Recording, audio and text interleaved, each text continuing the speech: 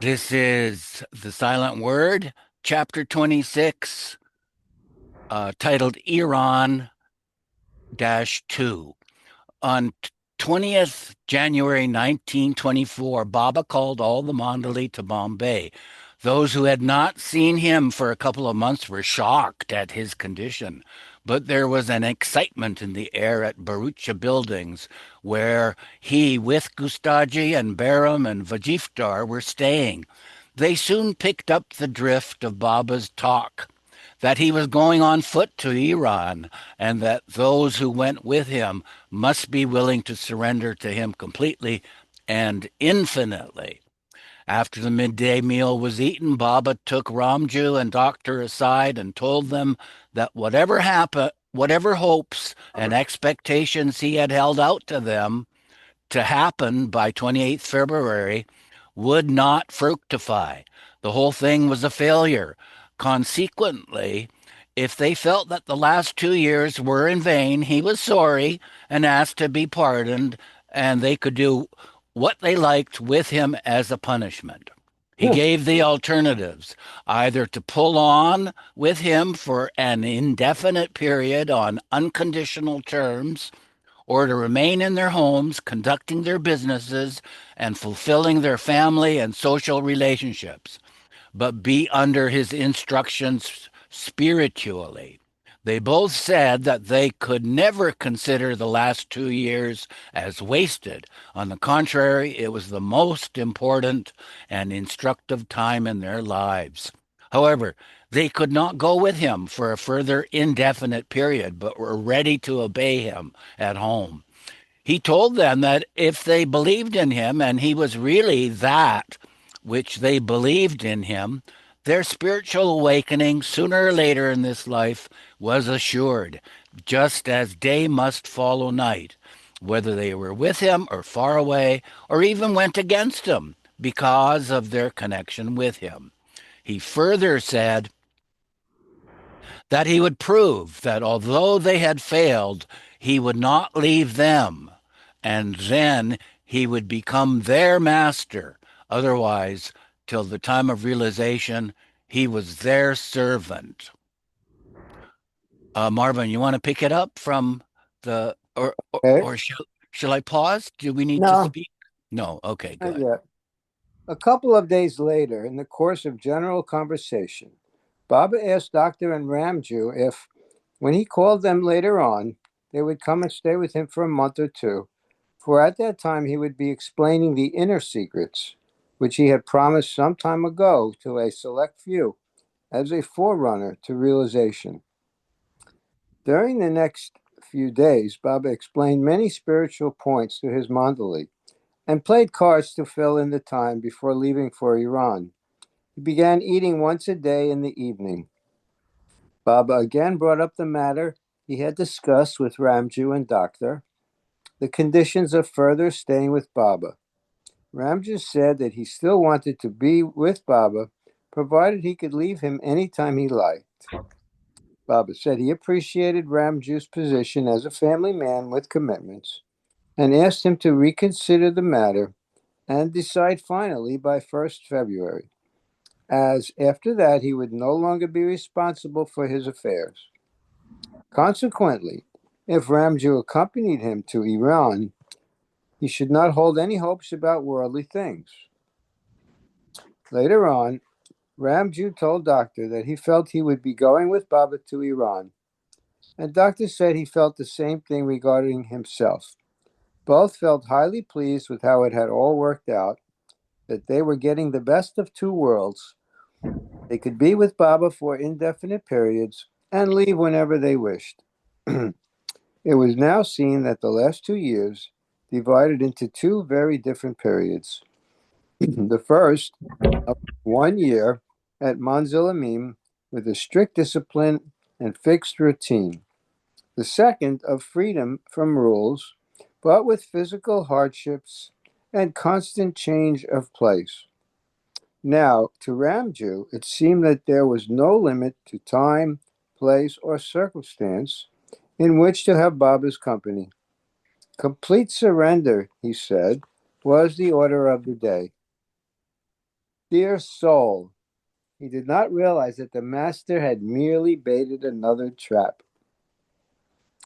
Those who were going with Baba were named Ustaji, Beram, Adi, Bajiftar, Padri, Musaji, Nervous, and Aga Baidul.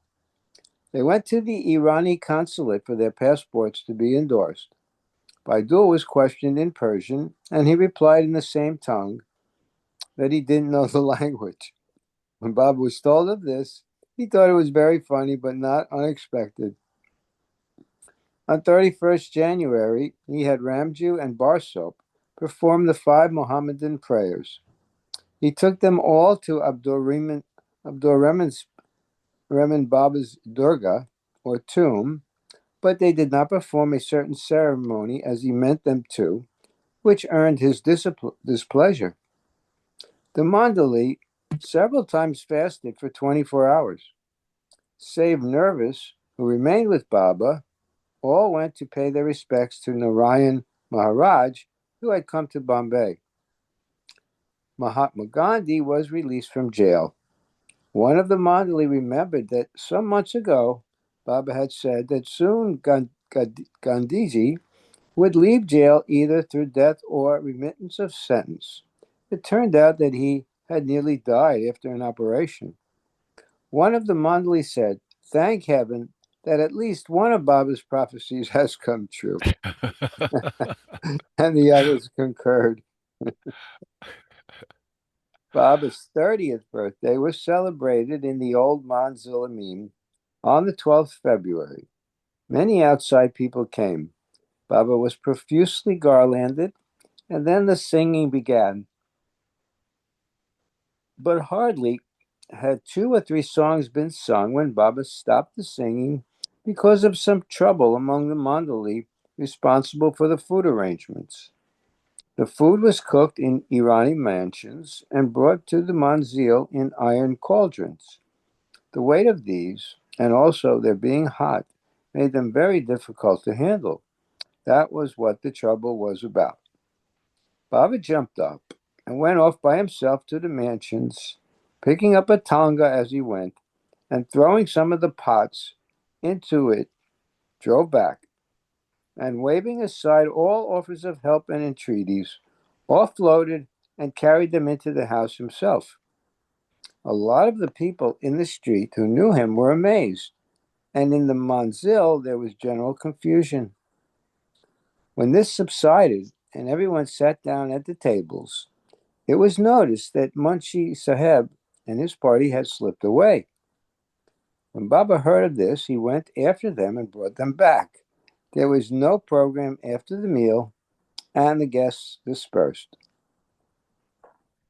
One afternoon, a bhajan session was arranged, but when the party did not come on time, Baba and the Mandali repaired to Barucha buildings and played cards for an hour and came back to the manzil. But Baba's mood was not with it, and he soon dismissed the singers. The rest of the evening was spent playing cards. But when a few days later Yasin Kawal and his party came, Baba bathed in the sunbursts of their singing and detained them for some hours. On a lot of days, Baba gave discourses and explanations, and outside people were allowed to attend. On one such occasion, an Irani gentleman of very intemperate habits was so affected that he gave up his way of life and started taking bread and water only. When Baba came to know about this, he sent for the man and explained that nothing would be gained by swinging from one opposite to another. All that was required was to live more temperately. News now came that Maharaj had left the cage in which he had imprisoned himself for nearly a year. It was the same day, the 12th of February, on which Baba had left the manzil and gone and brought the pots of cooked food, creating confusion among the guests at his birthday party.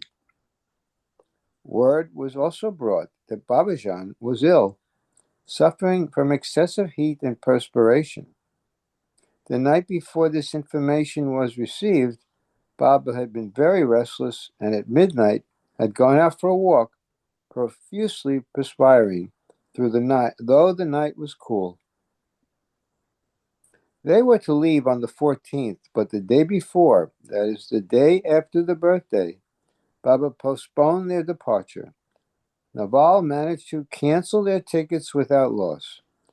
Discussion on the route to be taken began all over again. That was for the 1,001st time, counting the times when they were planning the first trip that reached no destination. Initially, they were to enter Iran at Bandar Abbas, at the entrance to the Persian Gulf. Then from Basra at the head of the Gulf, then via Baghdad, and finally again from Bandar Abbas, as that would cost less. Thanks, Marvin. So let's Okay. Didn't it say this was going resume reading from Baba's birthday. This is Betty. Baba's birthday was now celebrated on the 19th, the correct date, by the Mondlian relatives and a few other close ones. No outsiders were invited. The passages were booked for the 22nd, only as far as Bushire. On the morning of the 21st, Baba visited Naval's and Burjor's homes. In the evening, Bairamji went down with fever. On 22nd February, they got up at 3 a.m. Bairam was somewhat better. Baba took the option of the companions. Opinion. Opinion. Baba took the opinion of the companions, should they proceed or not. Most were for abandoning the tour, but Baba said they would go on. The luggage was dispatched to the docks by bullock cart, and the party went by train.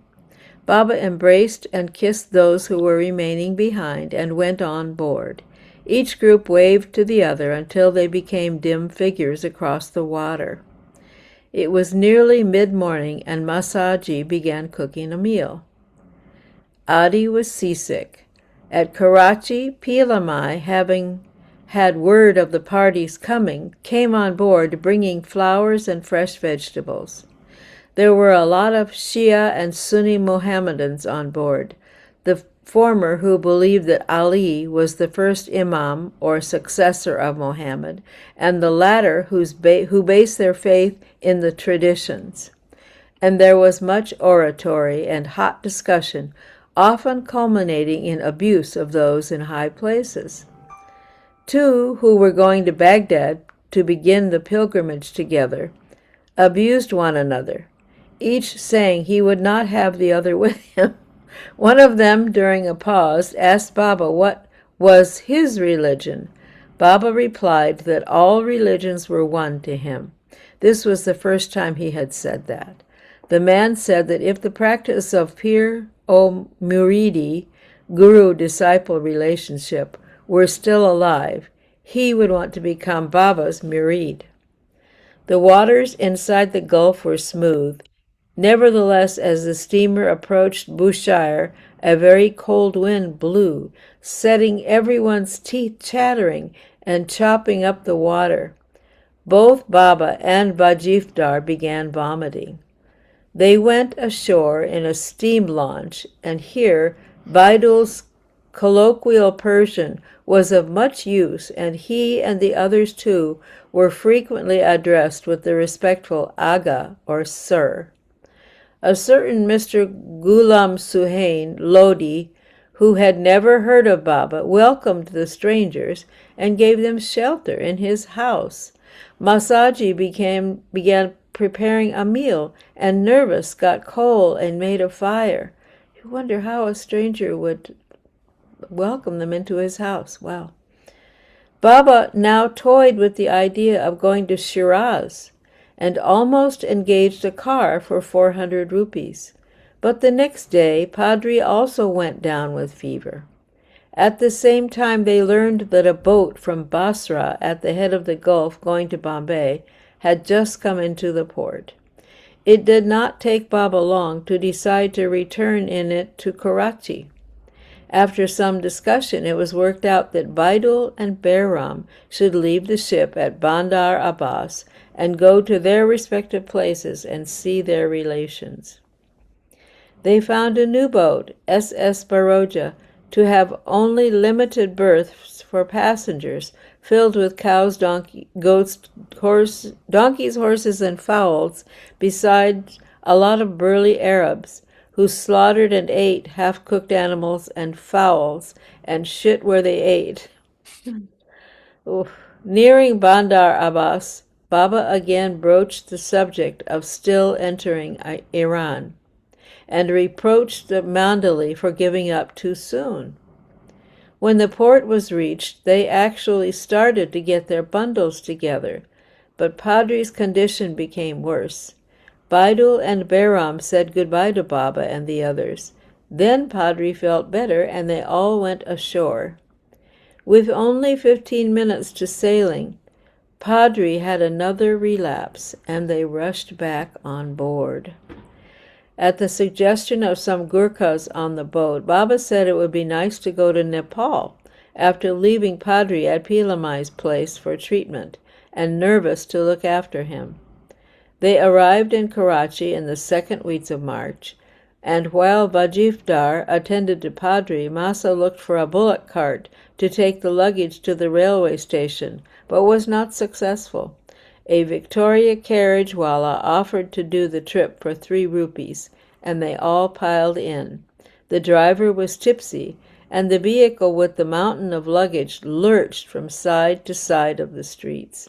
It was 10 o'clock at night when they reached the station Dharmashala, while Vajifdar found them and they went to bed. A watch by turn was kept throughout the night.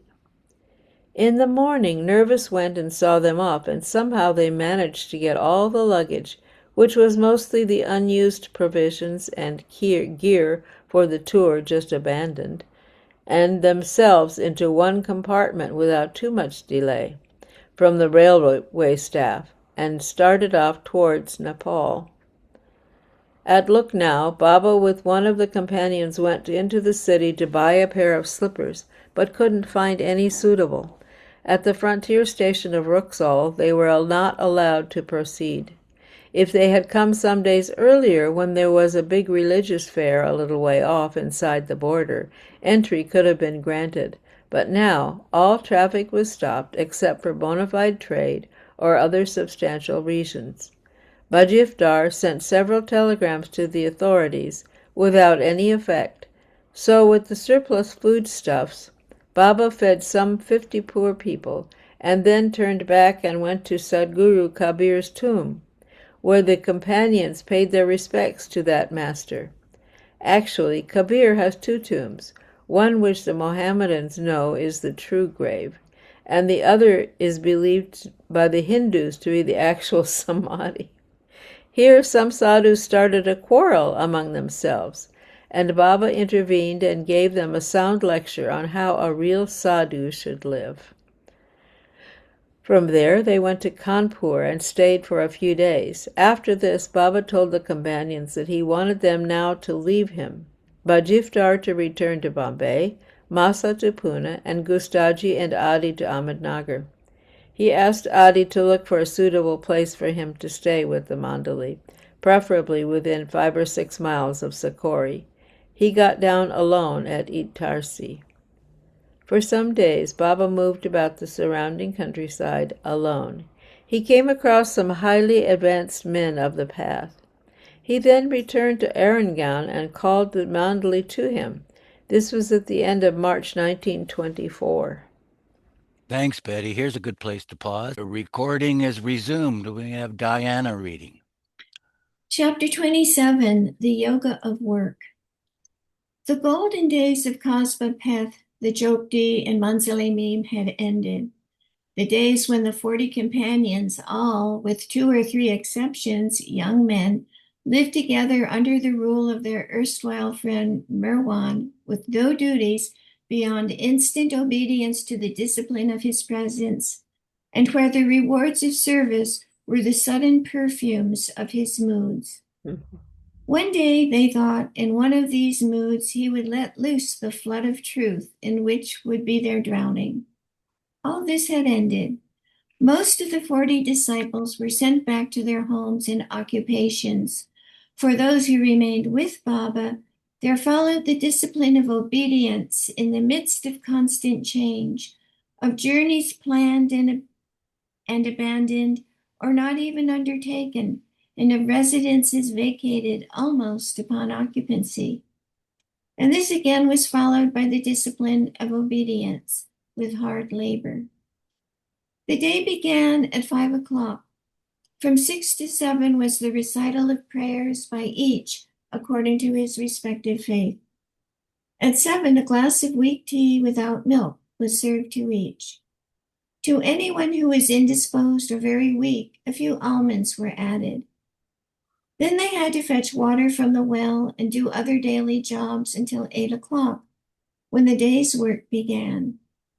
The first project undertaken was a room made of stone for Baba. A mason was called for this, and the Mandali worked as his laborers, mixing cement and dragging stones in a hand cart.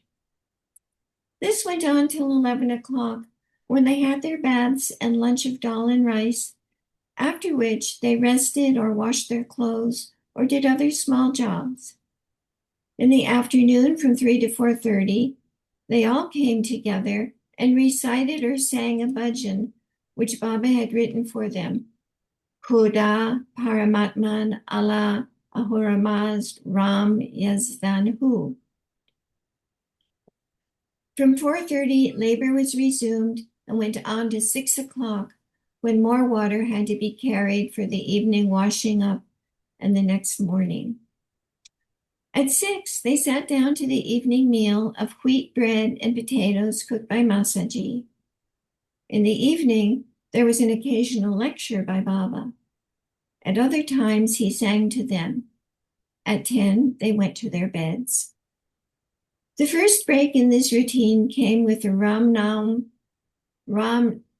Naum celebrations on April the 18th, when a lot of visitors came from Nagar and Pune, including Rustam's and Adi's father, Khan Sahib Kaikushru, and also by Kula and his bhajan party. The Mandali fasted from the previous night. Bhajans went on for some 2 hours and were followed by a short katha, or story recital, on Rama. Dal rice was served to everyone, and the Mandali broke their fast. After this, the cooking utensils had to be washed for the handout of cooked food to the poor the next day. Baba then gave a grand talk, the gist of which was that one should think twice before joining a fakir, a poor one. But once one does, one should surrender completely to him. He also said that once he settled down there, the atmosphere of the place would be greatly heightened, both spiritually and materially. Then he said, I have a great mission to perform during my life to the whole world. This was the first time he had mentioned his mission. In the evening, a local kirtankari, with his 2 sons to help him with tabla and harmonium, arrived, and after the formal ceremonies began, a kirtan on the subject of satsang, which he explained in a clear voice and with good dramatic action. This entertainment went on to a late hour. The next morning, Baba appeared shouting, Last night I did not have a wink of sleep. Yesterday, Kandi Ram asked me for his train fare home to see his mother, who is sick. I gave it to him, but henceforth I will not give a penny to any of you for such a thing. He can walk, and if he gets money from someone else, he will no longer be mine, but will be considered to have given me up. Therefore, if anybody at this moment wishes to free himself from me, he may do so, and I will also give him his fare. But all said they would stick with him. From 11 o'clock, the people began arriving for the feast of dal rice and potatoes, cooked by Chowdhury, with some of the others helping. The feast went on until late evening, by when it was reckoned 1,000 had been fed. A discussion by the Mandali and guests was invited on a subject brought up by Rustam during the afternoon. I want to read that again. A discussion by the Mandali and guest was invited on a subject brought up by Rustam during the afternoon. Should the disciples and devotees of Baba, Maharaj, and Brabazon wear some distinctive badge or garment? Some were for and some against. Baba sided with the latter, saying that they were not a society and any mark of distinction would take away freedom and put their minds under restriction. Then Baba desired a name for his new room. Scores were suggested until someone picked up a name which Baba hinted at, the Jokti, and this was approved by all, probably because of its association with the grass hut in Pune. Baba wanted to have a horse, a bullock, and a dog at the place, each spotlessly white. Rustam's mother-in-law, Daulat Jahangir Irani, had such a horse and offered it. Baba accepted it and called it Sufi. It was stabled in part of the old mess quarters. Everyone admired its gracefulness, but it looked a bit too frisky. It was given into Padri's charge, but he had had no experience with animals, and it soon became unmanageable. Someone else donated a suitable bullock, but it was not remembered who the donor was. It was named Saint. A perfectly white dog, which was to have the name Sadhu, could not be found. Late evening, the guests all departed, and Baba called the Mandali together and recited some bhajans to Adi sitar accompaniment. Then he said to them, there are two kinds of mukti or freedom, Vida Mukta and Janma Mukta. The Vida Mukta has no bodily feeling. King Janak was such a one. He once put one foot in boiling water and the other in icy cold water. It is said that Sai Baba often used to stir a pot with his hand. There is a limit to the extent that a Vida Mukta can help others by drawing upon himself their sufferings. Since he has no feelings, how could he experience fully the suffering of others? But Janma Mukta means free from the time of birth. Such was Ram, Krishna, and Jesus and others. They were universal in their suffering for others. He also mentioned briefly that there are two kinds of Mahapurushas. One who, upon reaching the goal, becomes drowned in the ocean of divinity, and the other who returns from that ocean to the world of people to help them. In the morning, the work was resumed.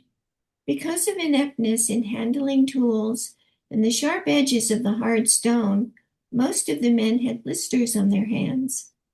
Padre had a bad cut and had to be taken to the hospital in the town and was given sick leave until the hand healed.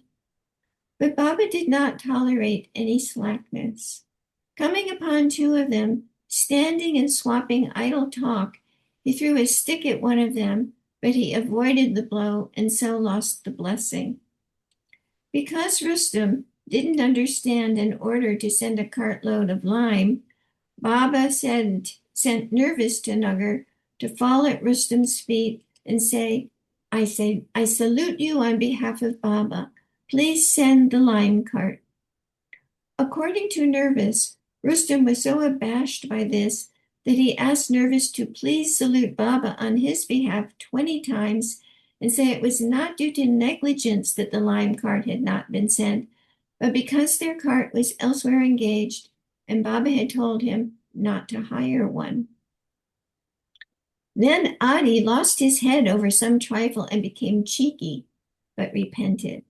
And then Masaji came under fire. Baba was fed up with Masaji's continual sighing and for wastage in cooking. Baba kept on and on until Masaji burst out that if Baba would let him, he would clear out altogether. Baba said, "Yes, if my words upset you, you had better leave." Baba replied, "I can put up with your taunts, but how am I to know whether you actually mean that I am wasting food?" Baba soothed him, saying, "It's all right. Stay with me." Thanks, Diane. Let's pause recording. And Honey Bunny's taking a turn. The headman of the village of Kedgaon came and requested Baba to be allowed to perform bhajan. He was met with a volley of abuse, but after a while Baba's mood changed again and he granted the request. The party came just when the Mandali were going to bed and went on till midnight. Baba allowed a sleep in till 7 o'clock. Oh, great. And an exemption from morning prayers. Every evening since his return to the place and when he was not fasting, Gulmai cooked and brought out a meal for Baba. He ate a little and gave the remainder to his companions. She was usually accompanied by Rustum. Against Baba's order to him not to hire a cart, Rustum sent out 2 cartloads of stone slabs. Baba declared that since nobody wanted to do things the way he wanted them done, he was going with Nervous to Happy Valley for a change. Ramju, who was down with fever, spoke up and said he wasn't going to stay in the ashram without proper care. Baba offered him the alternative of going into hospital or staying with Rustum. Ramju chose the latter, but added that he would prefer to remain at home in the ashram.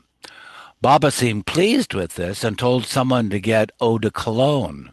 When it was brought, Baba sat down on the bed and bathed the patient's forehead. He told them, "All of you still possess too much selfishness. When this vanishes, pure disinterestedness will proceed from you. Give up the self idea and always be for others." None of the Mandali at this stage knew what Baba was saying to them. Ramju said that he was being looked after all right, that it was a matter of attitude rather than of actions. Baba then said they would divide the management into home and labor. Padri accepted the labor and Rustum the home. Subsequently, however, Gustaji took over the home management, and so Rustum was freed from that responsibility, and there the matter ended. Baba at some point remarked that Maya always draws one to it, hindering one on his way to the truth. It does this because it knows that when the aspirant reaches truth, it will have to accept slavery to him. Maya rolls at the feet of the realized one. It conquers the man in ignorance, while the man of knowledge rules over it. The celebration of Hanuman's birthday came round, and the Hindu Mandali observed it, and Baba exempted all from the usual morning prayers so that they could join in. Rustum and Gulmai arrived late with the ceremonial articles, and Baba asked him why he had bothered to come at all. Rustum said that a flat tire had detained them. However, it was not too late for the sweets, which Baba distributed. In the evening, he asked them to work an extra hour. After supper, all the Mandali were summoned to the Jopti. Baba asked Masaji was any food left over from their meal. Masaji said yes. Baba then asked Chowdhury, who was cooking for the Hindus, the same question, and he replied there was none. He added that sometimes there was a little left over, but he and Kandiram always finished it off if no one else wanted it. Upon hearing this, Baba demanded to know why the Parsis wasted food every day, but the Hindus and Muslims had nothing left over. Masaji defended himself, saying he had cooked less today than usual, and still there was a surplus. Baba asked in general how this could be, but none could account for it. Gustaji said darkly, with a hint of impudence, "This will add fuel to the fire of wrath."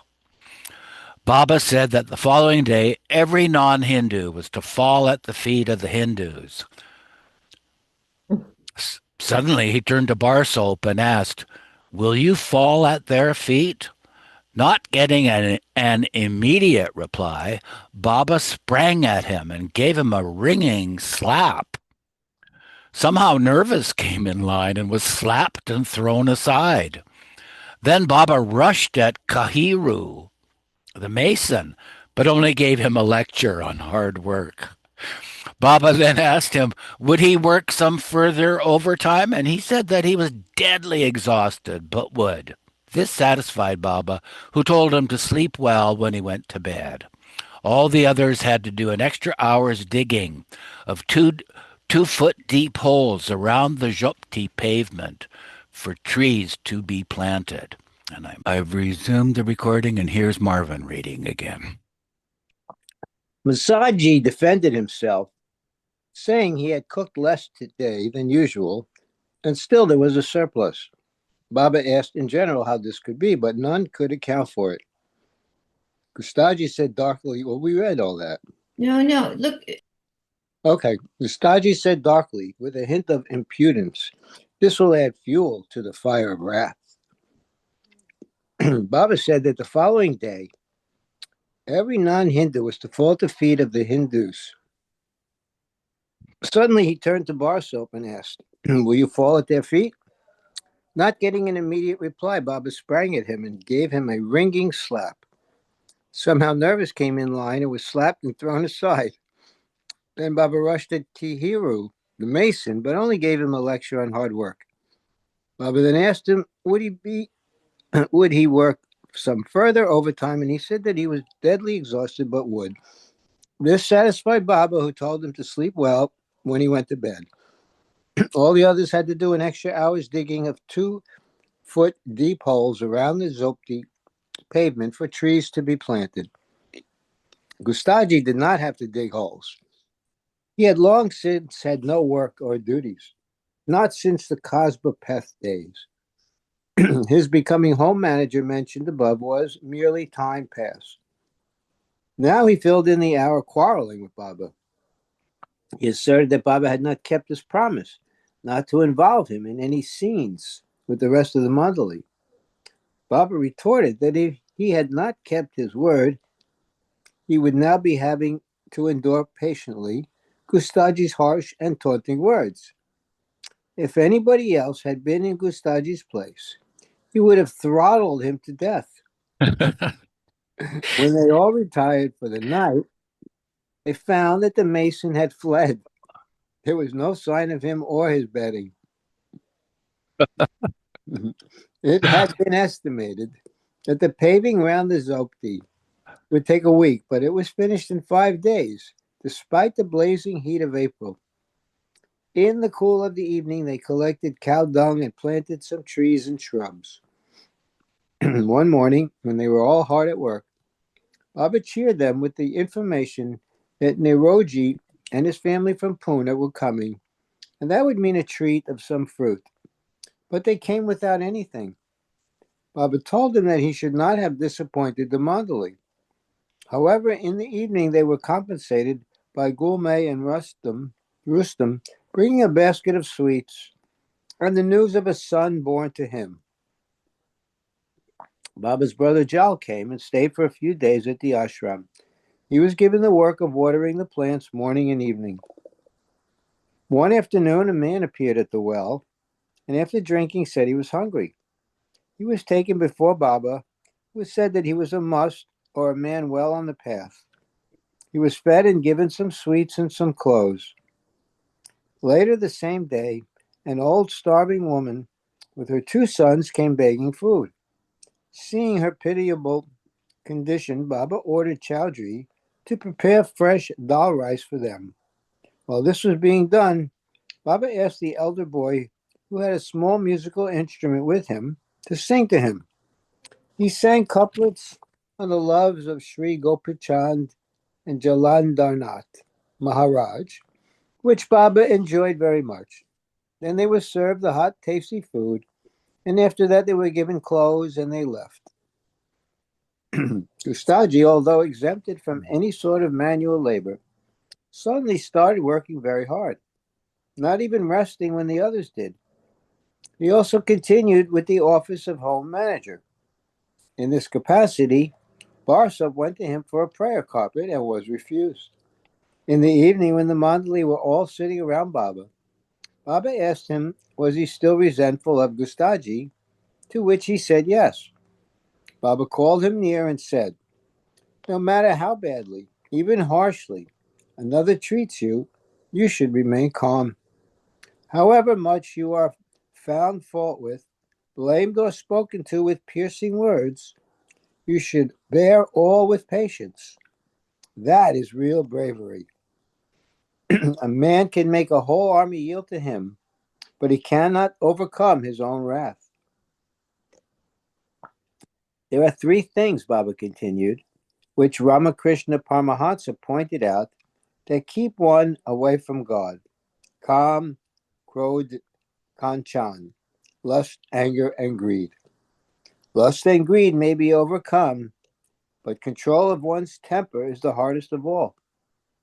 If you overcome these three enemies, you are a wali, a saint, or a Mahatma. Who is a Mahatma? None other than one who controls Kam, Krodh, and Kanchan. As a drastic measure to help in the overcoming of these enemies, Baba laid down two rules. One, each one every morning should salute and then touch the feet of each of the others, saying, you are my brother. Two, anyone who speaks in anger or taunts another, should at once go and tell Baba, and Baba would salute him and fall at his feet. Barso said that the first rule was against the shariat of his religion. Baba explained that the rule means touching with hands only, not putting one's head on another's feet. But Barsop insisted that even touching the feet of another with one's hands is against the Shariat. Baba then exonerated him from the rule and said he may go to each and shake hands with them. Baba then asked Ramju had he any objections to the rule. Ramju didn't consider that it infringed Shariat and accepted it, but he would not obey the second rule and report to Baba and be saluted by him and have him touch his feet. He would rather leave than do that. Padre and Nervous at first would not accept the second rule, but were persuaded to accept it. Later, privately, Baba exempted Ramju from the rule. A fence was put around the trees and shrubs for their protection. Someone said that the Zopti should have a flag, as is usual with such places. Everyone agreed on this, but could not agree on its color. The Hindus said it should be red, but Ramju naively said that would be too Hindu-like. It should be green. But the Hindus objected that green was a Mohammedan color. The Zoroastrians did not like either. Baba then said it should be of all the seven colors. And everybody thought that was a good idea. The making of the flag was given to Mrs. Neoroji. From then on, it was hoisted in the evening when the Mandali sat with Baba. One night, Ramju asked what were the stars. Baba replied, they are circles of light, as is our planet Earth. Many of them are inhabited by people who resemble us in culture, science, and material well-being, but spiritually, our circle, Earth, is the most advanced. After self-realization, man beholds all of them, millions upon millions, as small bubbles issuing from himself. He is the source of them all. The two rules came into force at dinner, with Baba saluting Padre because the latter had overlooked some instructions. Then, by way of teasing Nervous, Baba saluted him too. Nervous started weeping and got up and put on his coat to leave. Baba explained to him that he had saluted him of his own accord, not for any fault of his, and he should not interfere in Baba's action. But Nervous was not to be pacified. Crying all the while, he said he was willing to obey all Baba's orders, except the one of staying with him. So we've resumed the recording. Here's Betty reading. Unmute first, Betty. But finally, Baba allowed him to go and offered him his train fare, but Nervous refused it. Baba asked how he could go without money. Nervous pointed to the gold buttons on his shirt, and Baba snatched them away. Baba told him to go, but he must not beg, borrow, or steal. Nervous said he would obey this order, whereupon Baba said he would follow him wherever he went. At last Nervous left, and Baba went after him. After some time they both returned. One night after supper, Ramju was reading to Baba an Urdu book. Suddenly Baba said, "I will live in this world 54 years more, after which I will have a tragic death. The Parsis will bring it about." Ugh, wow. Then he said, "A true lover of God is like a thirsty man in a desert, who desires water more than all the treasures of the earth. The true lover desires no name, fame, or wealth. He who is not such a lover is full of self-interest." Then he asked each in turn to sing a song. When it was the turn of a certain Mr. Barucha, briefly mentioned earlier as a visitor to Manzili Mim and now visiting Mehrabad, he said that he had never been to a theater, he didn't know how to sing. Baba told him that he seemed to have a very low opinion of the Mandali, comparing them with dramatic performers. The program went on till about 9 o'clock, when Baba took some watermelon, milk, and rose syrup that Nervous had brought in the afternoon, and which Gustaji prepared. During a recess, the subject of vegetarianism and meat eating came up, and Baba explained that there were many disadvantages from eating flesh, the chief being that it increases passion. There is, he said, very little Chaitanya or intelligence in stone, so little as to be nil. The manifestation of Chaitanya begins with vegetable life. It increases in animals and reaches its complete expression in human form. Now passion increases with Chaitanya. The more Chaitanya, the more passion. The less Chaitanya, the less passion. Therefore, if we take animal food, the element of passion increases in us. One morning, when they were about to begin prayers, Masaji raised the cry that Sufi had bolted. Baba told them all to go after the horse, and everyone rushed out. The chase led across the fields and dry creek beds for more than an hour, but at last he was captured. Commenting about it later, Ramju said that although the chase had made them gasp for breath, and many to measure their length on the ground, it had been a great change from the monotonous prayers. I think it must mean they fell down, measure their length on the ground. Yeah, I think so, that they collapsed. Yeah. No. There was a family of the Zoroastrian community named Sata, who lived in Nagar. They owned a cotton ginning mill and were prosperous and numerous. There were 5 sons, Marji, Homi, Jimmy, Naur Shirwan, and Pilu, and 4 daughters, Shireen, Gulmai, Gaimai, and Banumasi. When they first saw Baba at Kaikhushru's house in 1921, when he was still a disciple of Maharaja's. Now Shirwan was deeply involved in the Swaraj self-rule movement, and for a time Baba was after him to renounce politics and take up the idea of self-realization, which was the real Swaraj. But now Shirwan felt that he was not ready yet for that. Gradually, the whole family became devoted to Baba, and he often called on them when he went to Nagar. But Gaimai especially loved him. Later on, she married a man named Jesawala, who was the first Indian to obtain a boiler-maker's ticket. a very stiff examination in those days. Rustem brought out a horse trainer to teach Sufi manners. The trainer mounted the horse as it was with halter, a saddle and bridle had not been included in the gift, and took it for a canter. When Baba heard of this, he was angry and said that no one should have ridden it without his permission, and Rustem could take it away. However, he relented when he saw how grieved Rustem was for his mistake, and said the animal could stay. One day there were some visitors, and Mr. Ardashir and friends from Karachi. Baba asked him, did he know anything about fruit growing, and he said he had some experience.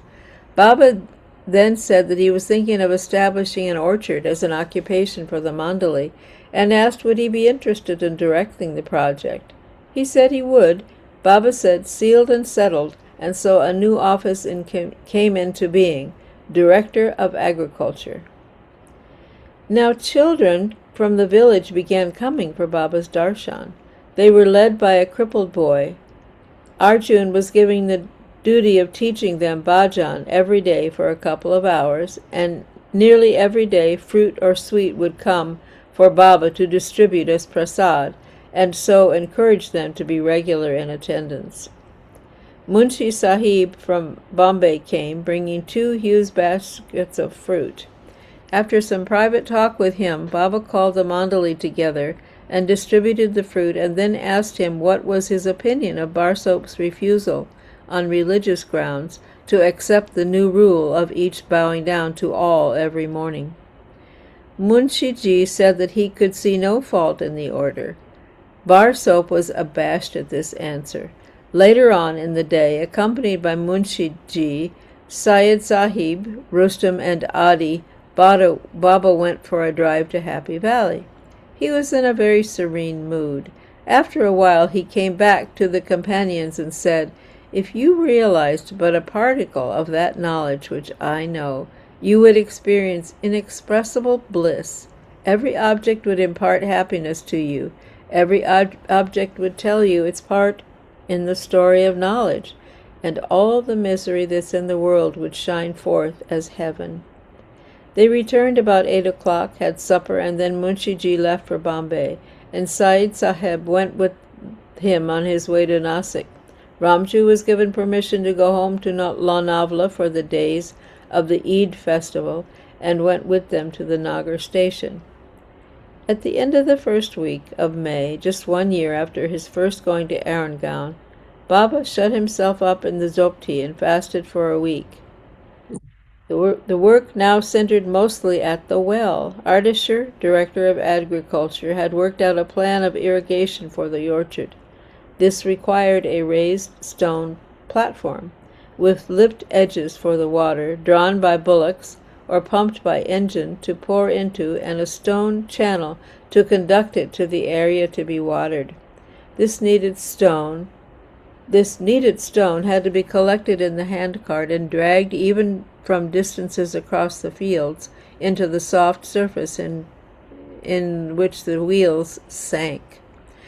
One took the shaft and the others pulled on the ropes. At the delivery of a load of a fresh 4 or 5 took over. But for some it had its humorous side also, especially with Barsop's big body between the shafts, fighting to prevent them from flying up over his head, and at the same time trying to take a step forward.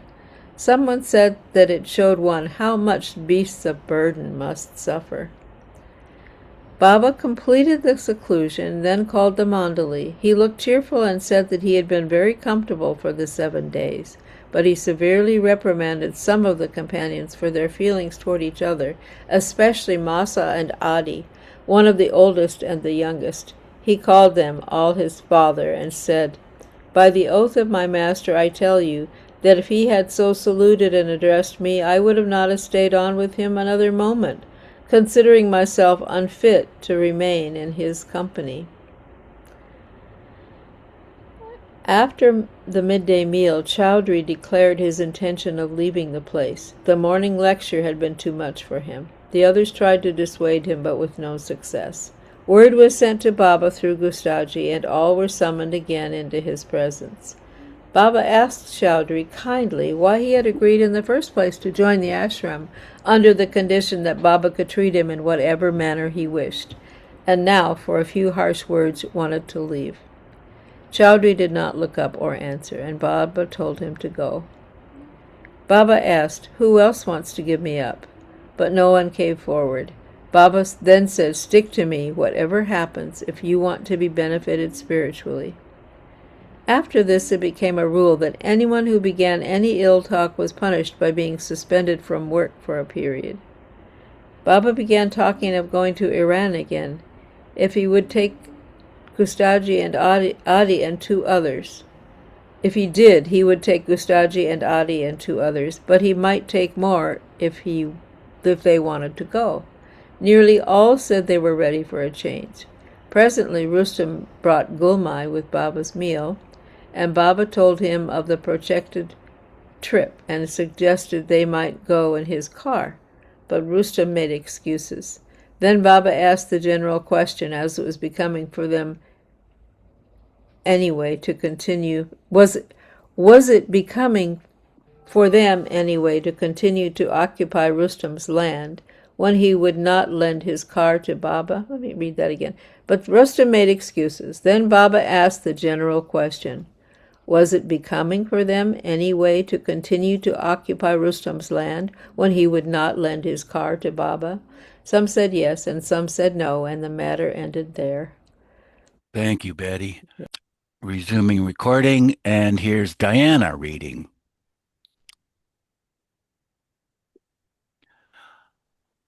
The bullock Saint, which Baba wanted along with a horse and a dog, arrived. It was snow white, like the horse, and it was given to Nervous to look after, keep it amply supplied with fodder, and washed it all over every day. It was to be kept tied just outside the stable. Like Sufi, it too broke loose and took the mandali on a run around over the fields. And so, as one of them said, Saint demonstrated his equality with Sufi, not only in beauty, but in action. Yashwant Rao came from Sakori with some friends for Baba's darshan, and Baba expressed much pleasure in seeing the old friends of his realization days. One afternoon, just after dinner, Nervous suddenly exclaimed that day was a Zoroastriano, or the day that the prophet had dropped his body. Baba told him he should have mentioned it earlier. It was too late now to prepare for celebrating it. Adi put in that if it had been a Hindu holiday, Baba would have shown keen interest, to which Baba replied, "It is because the Hindus take great interest in their religious celebrations that I encourage them. There is more devotion among them than in other communities." However, Baba sent Nervous on a bicycle to the town to bring flowers and sweets, while the others had their baths and changed into fresh clothes. On his return, he also bathed and changed, and then Baba gave them the sweets. In the evening, sitting in front of the dancing flames of the fire, Baba sang and at times briefly explained the meaning of the songs, and all forgot their moods and differences. Arrangements on a grand scale were made for Maharaja's birthday on the 15th. On going to Nagar for certain things, one of the mandali was treated rather coldly by Khan Sahib. Upon hearing this, Baba sent for Adi and told him that he was very disappointed with his family and that an ill treatment of one of his mandali was an insult to himself. But if he was to go to Nagar and ask his father what had actually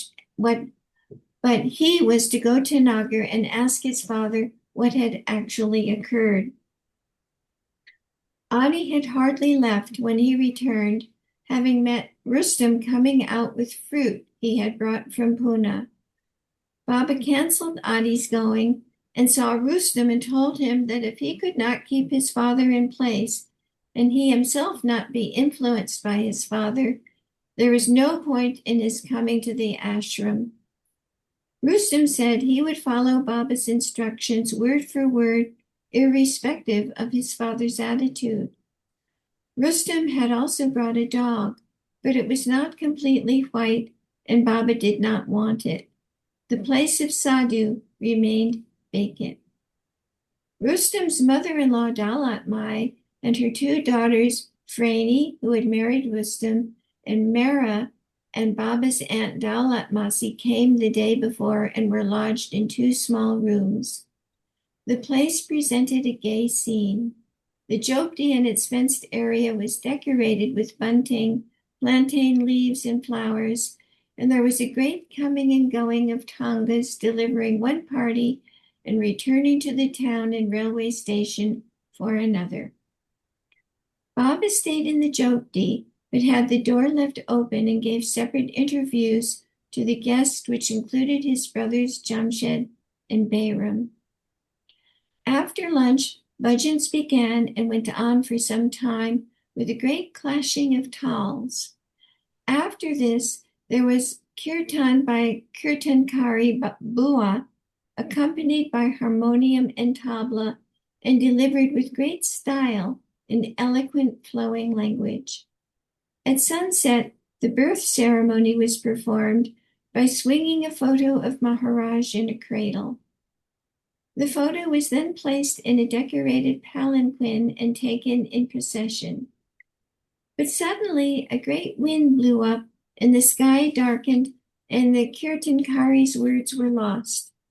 There were some flashes of lightning and a shower of rain fell, but it stopped as quickly as it had started. Prasad was distributed by Baba and everyone left. After supper, the Mandali and a few of the guests who had remained were summoned to the Jogdi for bhajan by a party which had been called from Nagar. They used their tals in a refined way, and the recital went on to midnight. Baba seemed to be greatly disturbed by Khan Sahib's recent attitude. Whether to stay or leave seemed to be occupying his mind to the exclusion of all else. When Rustem brought Gulmai with Baba's food one evening, he reopened the subject with him. Rustem, who had been deluged all day with messages from Baba, lost his temper and spoke rudely to him. Baba was greatly pained and started towards Abdul Tayyib's car. Seeing Baba actually getting into the car and Abdul starting up the engine was too much for Gulmai. She, of so many sufferings, broke down and wept. And many, seeing the departure and her tears, also started weeping, and some remonstrated with Baba against his leaving. Baba came down from the car. He said, "It is only for Mother that I have come back." However, the next day brought no improvement in the situation, for before retiring the night before, among other things, he had stipulated that he would stay only if the land on which the ashram stood was transferred to Adi or Gustaji. When Khan Sahib received this information, he was deeply hurt that Baba should think him to be so very faithless that he could not be trusted. But he did not say definitely whether he would or would not transfer the land. Baba said they would have to find land somewhere else suitable for fruit growing. At this, Adi flared up and accused Baba of trying to find an excuse to leave the place. "If it is not suitable for your purposes," he said, "why did you select it in the first place for your permanent camp?" Gustaji told him not to talk like that, and Adi turned on him. Baba intervened and ordered Adi to keep quiet. But Adi, in his temper, ignored the order, and Baba fetched him a ringing slap, and he stopped talking altogether. Baba consoled him lovingly, and he burst into tears. Baba sent Rustam to talk to his father again and asked Ramju to go with him. They returned in due course with a written note from Khan Sahib saying that he was sorry about his indefiniteness and was most willing to act just as Baba wished. Baba said he would make the place his permanent headquarters, and there, for the time being, the matter rested. An excursion to Aurangabad, Dalatabad, with Baba and 12 or 13 Mandali in 2 cars, Abdul Tayyab's and Saroj's fathers, was arranged for the next day. They started at 5 o'clock in the morning in holiday spirit, but halfway, Baba lost interest in the drive and was very restless and suffered the rest of it only because of the enthusiasm of the companions. On the return journey, one of the cars developed engine trouble and had to be pushed for some distance, and both had a series of blowouts. To cap it all, Adi, while reversing without looking back, crashed into a tree and shattered the hood, despite Baba's shouts of warning. Baba told him never to drive a car again. I'm sorry. This order was effective for some time, but gradually Adi ignored it, and he drove a lot on the long journeys, especially in the 1940s. The atmosphere in the ashram continued to remain tense. Baba talked of Kashmir as a suitable place for their fruit growing. Every now and then, the opinions of the Mandali were sought. Swayed by the traditional descriptions of travelers on that high valley, Baba even had passages read out from Swami Vivekananda's tour through it. Some wanted to go, while some preferred to stay where they were. The talk then shifted to Quetta, and that was preferred by all because they had already been there and knew the place. A wire was sent to Rusi to acquire a suitable bungalow with an orchard, and immediate arrangements were begun for Baba with Ardashir, Padri, Nervis, Dr. Rustam, and Saroj to go by car, and the rest to follow by train. Rustam was instructed to equip the car with all the necessary accessories for that long trip, but only a few hours had elapsed when Saroj came rushing out to tell Baba that he had had an awful row with his father on account of his having taken the car to Aurangabad without his permission. He certainly would not give him permission to take it to Quetta, of all places. He strongly objected to his son having any association at all with Baba, and so Saroj was dropped from the party.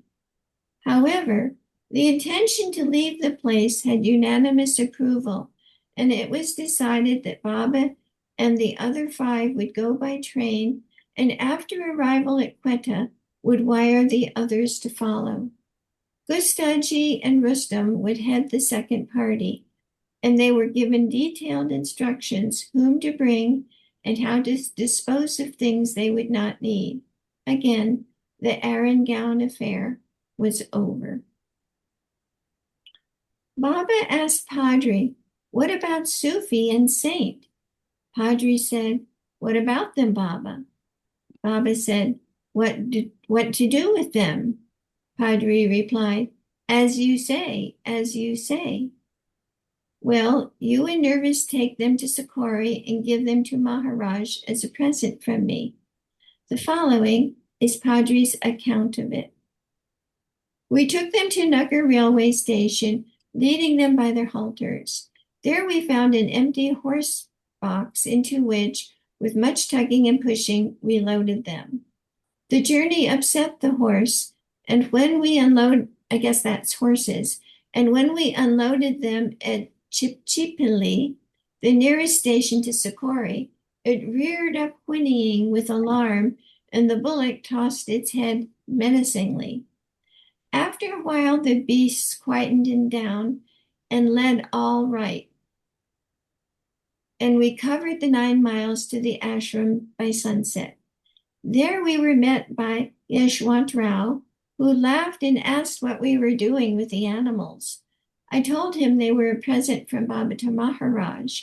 He laughed again and said, Maharaj had retired now, so I will tell him about it in the morning.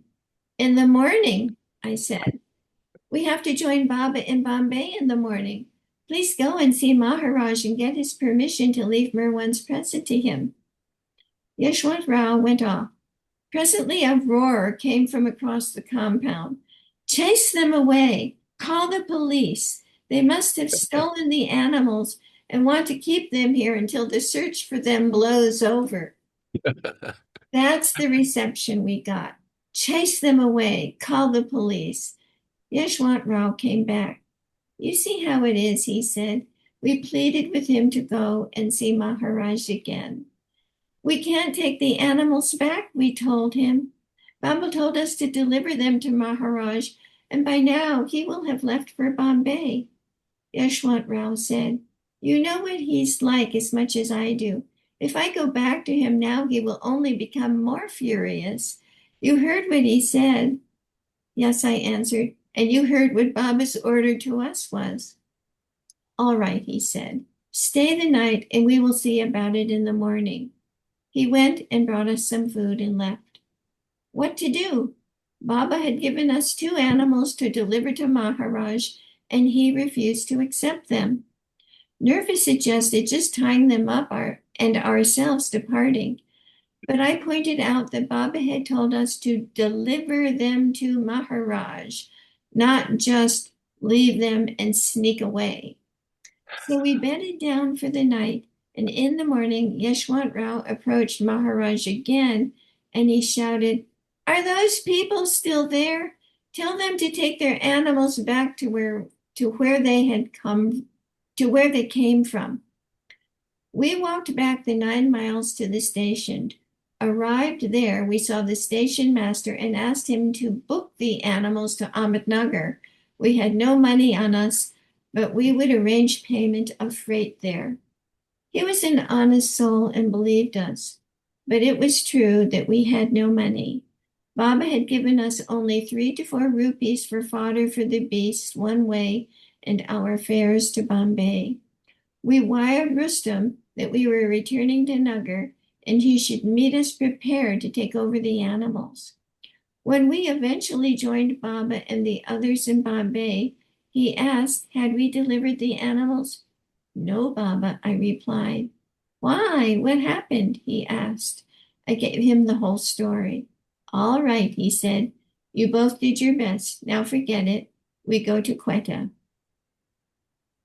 Doctor was sent back to Lonavala to wait until the main body of the Mandali was called. Oh, perfect. Perfect. Yeah, finishing at page 211 Thank next. you. Bye, everyone. Jai Baba. It was beautiful. Jay